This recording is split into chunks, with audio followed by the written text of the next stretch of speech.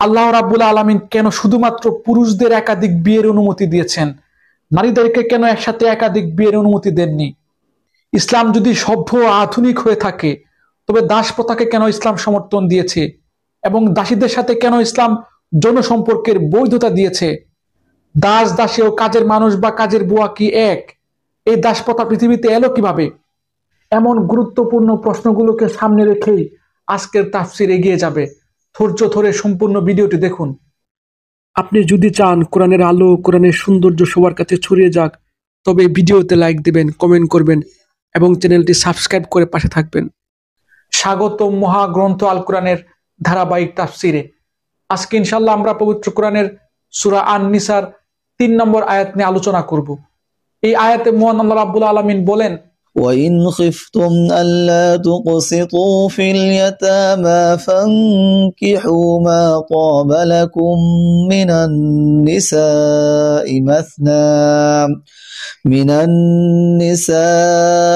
مَثْنَى وَثُلَاثَ وَرُبَاعَ فَإِنْ خِفْتُمْ أَلَّا تَعْدِلُوا فَوَاحِدَةً أَوْ مَا مَلَكَتْ أَيْمَانُكُمْ ذَلِكَ أَدْنَى أَلَّا تَعُولُوا। আর যদি তোমাদের এই আশঙ্কা থাকে যে তোমরা এতিম মহিলাদের মাঝে ন্যায় বিচার করতে পারবে না, তাহলে সাধারণ নারীদের মাঝ থেকে তোমাদের যাদের ভালো লাগে তাদের 2 জন, 3 জন কিংবা 4 জনকে বিয়ে করে নাও। কিন্তু তোমাদের যদি এই ভয় হয় যে তোমরা একের অধিক হলে তাদের মাঝে ইনসাফ করতে পারবে না, তাহলে তোমাদের জন্য একজনই যথেষ্ট, কিংবা যে তোমাদের অধিকারভুক্ত দাসী তাদেরকে যথেষ্ট মনে করে নাও। মনে রেখো, সব ধরনের সীমা লঙ্ঘন থেকে বেঁচে থাকার জন্য এটা হচ্ছে উত্তম ও সহজতর পন্থা। আলহামদুলিল্লাহ, চমৎকার একটি আয়াত। এই আয়াতে 4টি গুরুত্বপূর্ণ বিধান রয়েছে, যথা 1. পুরুষরা শর্ত সাপেক্ষে সর্বোচ্চ 4টি বিয়ে করতে পারবে। 2. সাধারণ পরিস্থিতিতে একটি বিয়ে করাই ন্যায়সঙ্গত। 3. বিয়ে ছাড়াও দাসীদেরকে স্ত্রীর মতো ব্যবহার করতে পারবে। 4. পুরুষদের জন্য 4টি স্ত্রী একসাথে রাখার সুযোগ থাকলেও নারীদের জন্য তা নেই। নারীরা একসাথে একজন স্বামী রাখতে পারবে, তবে নারীরা তালাকের 3 মাস পর নতুন করে বিয়ে করতে পারবে। এখন ইনশাআল্লাহ আমরা এই 4টি বিধানের যৌক্তিকতা যাচাই করব। প্রথমে আমরা জানবো পুরুষদের শুধুমাত্র একজন স্ত্রী রাখার বিধান। দেখুন, আমাদের আলোচ্য আয়াতে আল্লাহ রাব্বুল আলামিন সুস্পষ্টভাবে বলে দিয়েছেন, যাদের একাধিক স্ত্রী ভরণ পোষণের যোগ্যতা নাই, শারীরিকভাবে মানসিকভাবে একাধিক স্ত্রীকে খুশি রাখার ক্ষমতা নাই, তারা একটি মাত্র বিয়ে করবে, একজন স্ত্রীর সাথে থাকবে, এটি তাদের জন্য কল্যাণকর। দ্বিতীয়ত, যদি পৃথিবীতে এমন কোনো পরিস্থিতি তৈরি হয় যেখানে মহামারী বা যুদ্ধ বিগ্রহের কারণে অনেক পুরুষ মারা যায় এবং দেশে পুরুষদের থেকে নারীর সংখ্যা বেশি হয়ে যায়, তবে প্রাকৃতিক ভারসাম্য তৈরি করার জন্য পুরুষগণ একাধিক বিয়ে করতে পারবে। এমন পরিস্থিতিতে একাধিক বিয়ে না করলে স্বামী পরিত্যক্তা নারীরা খারাপ কাজে লিপ্ত হতে পারে। তাছাড়া কোনো পুরুষের যদি অঢেল সম্পদ থাকে, যে সম্পদ দেখাশোনা করার মতো পর্যাপ্ত উত্তরাধিকার না থাকে, তবে সেই সম্পদ রক্ষা করার জন্য পুরুষ একাধিক বিয়ে করতে পারবে। পাশাপাশি পুরুষ যদি দেখে যে সে যে দেশে থাকে সেখানে মুসলমানদের সংখ্যা ও ক্ষমতা কম, সেখানে মুসলমানদের সংখ্যা বৃদ্ধি করার লক্ষ্যে সে একাধিক মুসলিম নারী বিয়ে করে সন্তান জন্ম দিয়ে মুসলমানদের সংখ্যা ও প্রভাব প্রতিপত্তি বৃদ্ধিতে অবদান রাখতে পারবে। তাছাড়া স্ত্রীর বন্ধ্যাত্ব ও শারীরিক অক্ষমতায় পুরুষরা একাধিক বিয়ে করতে পারবে। এখন প্রশ্ন হলো, নারীরা কি একাধিক বিয়ে করতে পারবে? হ্যাঁ, পারবে।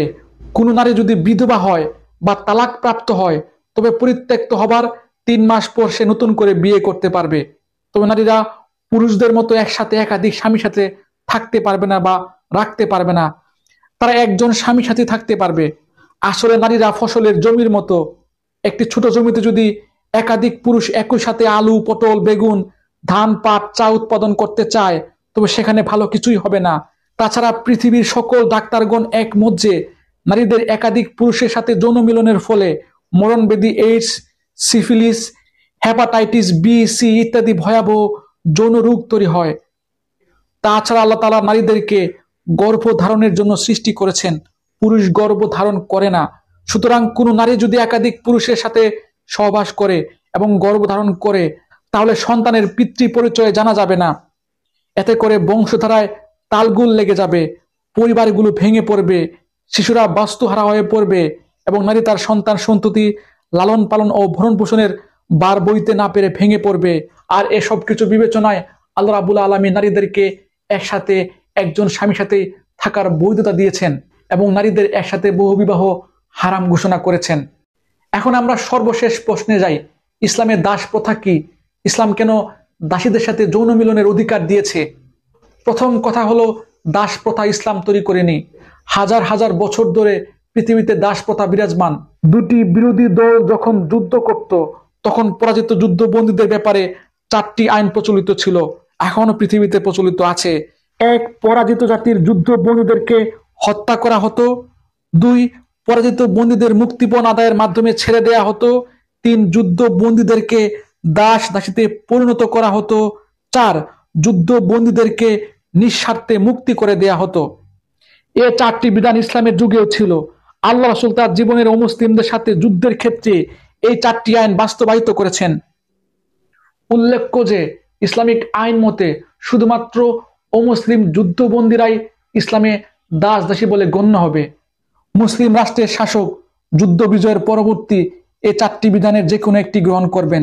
তিনি যদি যুদ্ধে পরাজিত যুদ্ধবন্দী কাফেরদেরকে দাস দাসী হিসেবে গ্রহণ করেন এবং গনিমতের মাল হিসেবে যুদ্ধবন্দীদের তার সৈন্যদের মধ্যে বন্টন করে দেন, তবে এই সৈন্যরা হবে দাস দাসীর বৈধ মালিক। সে ইচ্ছা করলে যুদ্ধবন্দীদেরকে বিক্রি করে দিতে পারে এবং কেউ খরিদ করলে সেই দাসীর মালিক হতে পারে। বিক্রি না করে যদি দাসী নিজের কাছে রেখে দেয় তবে সেই দাসীর সাথে সে মেলামেশা করতে পারবে। মেলামেশার ফলে যদি ওই দাসী গর্ভবতী হয়ে যায় তবে ওই দাসীকে আর কোথাও হস্তান্তর করা যাবে না। সে হবে সন্তানের মা বা উম্মে আওলাদ, এক প্রকার স্ত্রীর মর্যাদা নিয়ে সে বসবাস করবে। ইসলাম এই বিধানকে অনেকেই সমালোচনা করেন, কিন্তু বিষয়টা নিয়ে একটু চিন্তা করলে দেখা যাবে যে মৌলিক অধিকার রক্ষায় ইসলামের এই বিধানটি অনেক স্মার্ট এবং যুগ উপযোগী। কারণ একজন মহিলা বন্দী হওয়ার সাথে সাথে স্বামী থেকে সে বিচ্ছিন্ন হয়ে গেল, স্বামী তালাক দেওয়ার কোনো প্রসঙ্গ এখানে নেই। এখন ওই মহিলার মালিক যদি হয় একজন পুরুষ, এখন ওই পুরুষের সাথে বন্দী মহিলার যৌন সম্পর্ক বৈধ করে না দেয়া হলে ওই মহিলার জীবন কিভাবে কাটতে পারে? ইসলাম এই যুদ্ধবন্দী দাসীর মৌলিক অধিকার প্রতিষ্ঠার ব্যবস্থা করে দিয়েছে। আমরা জানি যৌনতা মানুষের মৌলিক অধিকার। যুদ্ধবন্দীদেরকে জেলখানায় রাখলে আরো বেশি মৌলিক অধিকার নষ্ট হতে পারে। এর থেকে কারো অধীনে থাকলে সে সুন্দরভাবে বাঁচতে পারবে, আবার মা হবার সুযোগ পেলে সে স্ত্রীর কাছাকাছি মর্যাদাও পেয়ে যেতে পারে। আপনি বলতে পারেন, আল্লাহ রাব্বুল আলামিন কেন দাস প্রথা নিষিদ্ধ করেননি? এই প্রশ্নের উত্তর আপনি পাবেন 21 শতকের ইসরায়েল ফিলিস্তিনের যুদ্ধে। এই ইসরায়েলিরা হাজার হাজার মুসলমানদেরকে হত্যা করছে, খুন গুম ধর্ষণ করছে, মুসলমানদেরকে দাস দাসীতে পরিণত করছে, ঘর বাড়ি থেকে উচ্ছেদ করছে। ইনশাআল্লাহ যদি কখনো মুসলিম ফিলিস্তিন জাতি ঘুরে দাঁড়াতে পারে এবং ইহুদিদেরকে পরাজিত করতে পারে, তখন কি তাদের জন্য উচিত জবাব হবে না ইহুদি নরনারীদেরকে দাস দাসীতে পরিণত করা? ইনশাআল্লাহ খুব শীঘ্রই মুসলিম বীর সেনারা ইহুদি যোদ্ধাদের পরাজিত করে তাদের নারী যোদ্ধাদের দাসী হিসেবে বিছানায় এনে আল্লাহর বিধানের যৌক্তিকতা প্রমাণ করবে। তাছাড়া দাস দাসী অর্জন করার কামনা মুসলিম বীর সেনাদের যুদ্ধে উৎসাহ যোগায়। আমি তো সুযোগ খুঁজছি, ইনশাআল্লাহ যদি ভারতের সাথে আমাদের ধর্মযুদ্ধ হয়, গাজওয়াতুল হিন্দ হয় এবং এই যুদ্ধে আমরা জয় লাভ করতে পারি, তখন ইনশাআল্লাহ ভারতের সুন্দরী সুন্দরী যুদ্ধবন্দী অমুসলিম নারীরা আমাদের দাসীতে পরিণত হবে। আল্লাহ রাব্বুল আলামিন আমাকে সহ আপনাদের সবাইকে আল্লাহর সন্তুষ্টির জন্য সেই গাজওয়াতুল হিন্দে অংশগ্রহণ করার তৌফিক দান করুন এবং আল্লাহর দেয়া দাসী উপভোগের বিধান যৌক্তিকভাবে প্রমাণ করার সুযোগ দান করুন। এই প্রত্যাশা এখানে শেষ করছি। ধন্যবাদ।